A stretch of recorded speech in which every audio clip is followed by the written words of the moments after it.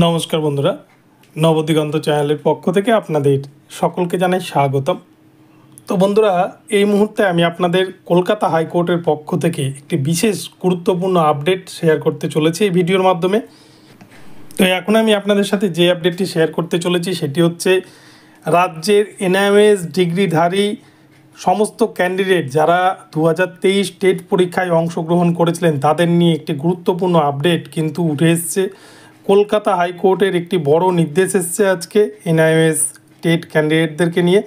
তো আপনাদেরকে সম্পূর্ণ এই বিষয়ে জানাবো এই ভিডিওতে। তো আপনারা সম্পূর্ণ ভিডিওটি স্কিপ না করে প্রথম থেকে শেষ পর্যন্ত দেখুন। এই ভিডিওটি আপনাদের জন্য ভীষণ ইনফরমেটিভ হতে চলেছে।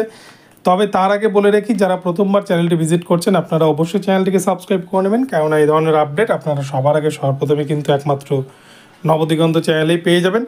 তো চলুন বন্ধুরা, আমরা দেখে নিই যে আজকে কলকাতা হাইকোর্টের পক্ষ থেকে ঠিক কী আপডেট উঠে এসেছে।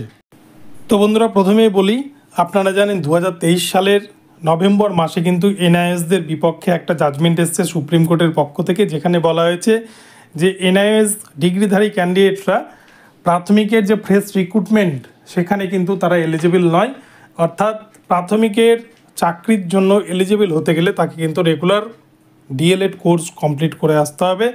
এই এনআইএস ডিএলএড ডিগ্রিটা শুধুমাত্র ইন সার্ভিস টিচার যারা অলরেডি চাকরি করছেন, গভর্নমেন্ট এমপ্লয়ি, তাদের জন্যই এটা, কিন্তু প্রাইভেট বা বেসরকারি স্কুলে যারা পড়াচ্ছেন তাদের জন্য নয়। তো এরকম একটা নির্দেশ কিন্তু সুপ্রিম কোর্টের পক্ষ থেকে আসে এবং এই বিষয়টাকে হাতিয়ার করে 2022 টেট পাস ক্যান্ডিডেট যারা ডিএলএড ক্যান্ডিডেট রয়েছে তারা কিন্তু মামলা দায়ের করেন কলকাতা হাইকোর্টে এবং সেই মামলারই আজকে জাজমেন্ট এসছে। এবং সেক্ষেত্রে এই মামলা প্রসঙ্গে আজকে বিচারপতি যে নির্দেশ দিয়েছেন সেখানে কিন্তু পরিষ্কার ভাষায় বলে দেওয়া হয়েছে 2023 টেট পরীক্ষায় যে সমস্ত এনআইএস ক্যান্ডিডেটরা অ্যাপ্লাই করেছিলেন, যারা পরীক্ষায় বসেছেন, তারা যদি টেট পাস করেন তাদেরকে কিন্তু টেট সার্টিফিকেট দেওয়া হবে না পর্ষদের তরফ থেকে। এমনটাই কিন্তু কলকাতা হাইকোর্টের আজকের এই মামলার নির্দেশ বিচারপতির।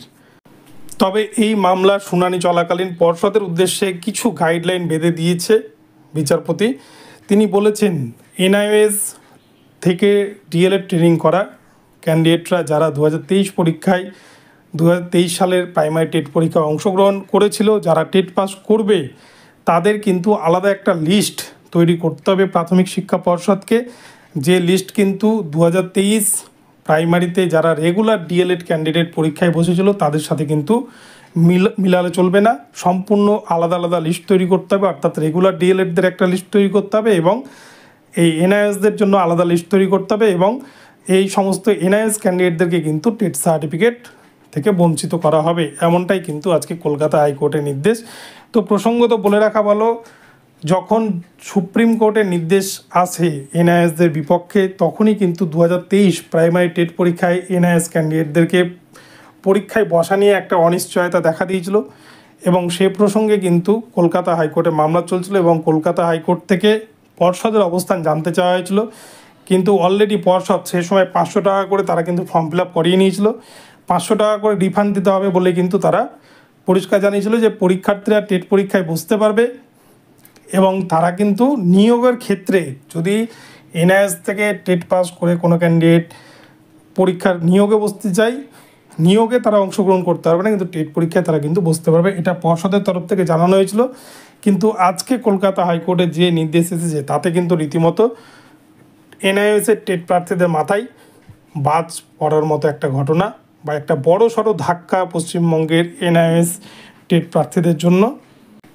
তো এক কথায় বলা যায় যে রাজ্যের এনআইএস ডিগ্রিধারী টেট প্রার্থীদের কিন্তু আবারও কপাল পুড়ল 2023 প্রাথমিকের টেট পরীক্ষায়। কেননা এই টেট পরীক্ষায় কিন্তু এনআইএস ডিগ্রিধারী অনেক ক্যান্ডিডেটই হয়তো প্রাথমিকের এই যে 2023 টেটের রেজাল্ট আগামী জুলাই মাসে বেরোতে চলেছে, এই জুলাই মাসে টেট পরীক্ষায় কিন্তু অনেক এনআইএস ক্যান্ডিডেট পাস করতে চলেছে, কিন্তু তাদের পাস করলেও তাদের কিন্তু টেট সার্টিফিকেট আটকে দিল কিছু রেগুলার ডিএলএড ক্যান্ডিডেটরা। তো এটা এনআইএসদের জন্য একটা বড় বিপর্যয় বলা যায়। তো আজকে এই ছিল কলকাতা হাইকোর্টের নির্দেশ এবং কলকাতা হাইকোর্টের এই নির্দেশ মোতাবেক কিন্তু এনআইএস ক্যান্ডিডেটরা তারা টেট পরীক্ষায় পাশ করলেও তারা সার্টিফিকেট পাচ্ছে না, এবং পর্ষদও কিন্তু এখানে একটা বড় সুযোগ পেয়ে গেল, কেননা টেট পরীক্ষার্থীদের পাসের সংখ্যা কিন্তু কিছুটা হলেও হয়তো কমবে, যেহেতু এনআইএস ক্যান্ডিডেটদেরকে বাদ দিয়ে দেওয়া হলো। তো যাই হোক বন্ধুরা, এখন এই পর্যন্ত রইল আপডেটটি। আপনাদের যদি আপডেটটি ভালো লাগে অবশ্যই চ্যানেলটিকে সাবস্ক্রাইব করে দেবেন, এবং এই ধরনের আপডেট সবার আগে সবার প্রথমে পাওয়ার জন্য কিন্তু আপনারা অবশ্যই আমার চ্যানেলটিকে ফলো করতে থাকুন। ধন্যবাদ সকলকে, সকলে ভালো থাকবেন। পরবর্তীতে আবার নতুন আপডেট নিয়ে আসছি, দেখা হচ্ছে পরবর্তী ভিডিওতে। ধন্যবাদ।